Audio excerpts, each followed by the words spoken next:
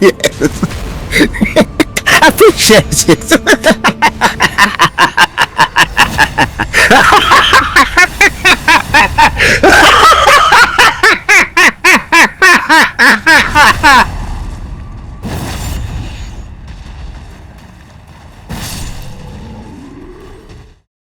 Hello my tarnished friends, welcome back to the channel for another Elden Ring build focused on Shadow of the Erdtree DLC.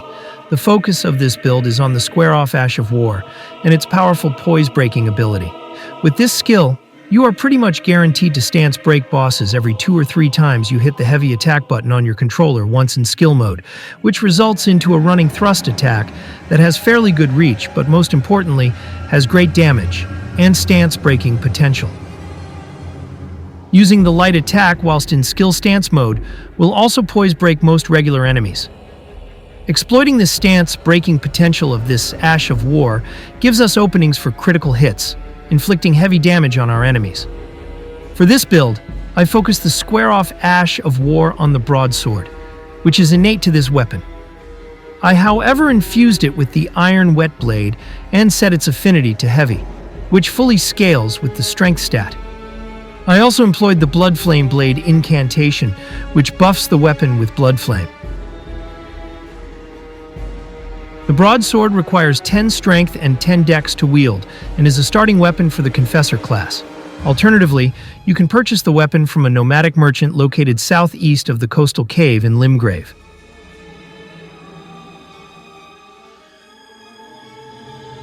For talismans, I employed Shard of Alexander for 15% boost to the Square-Off Ash of War.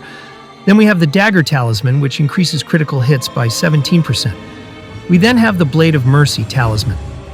This is one of the new talismans that were introduced in the DLC. The talisman raises attack power by 20% for 20 seconds after a critical hit and can be picked up at the Scorched Ruins in Gravesite Plain area, as can be seen here.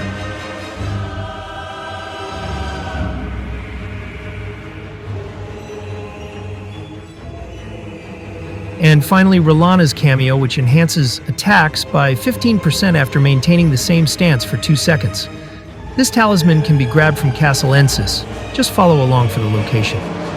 As an option, I was also using the Carrion Filigreed Crest Talisman in place of Rellana's cameo in situations where I could not remain in stance mode for 2 or more seconds.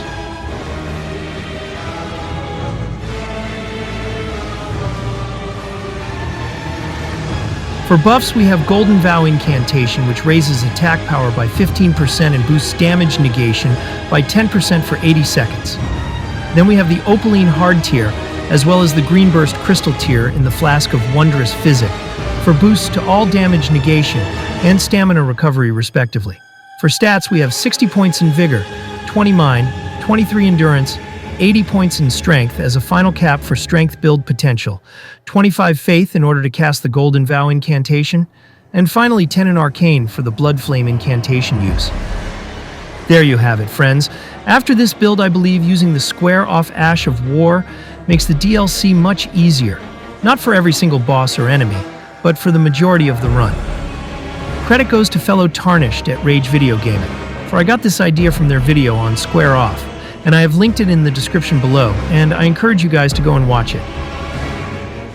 I will now leave you with a few boss fights. Please like the video if you enjoyed what you saw. Subscribe if you haven't done so already, and I will see you in the next one.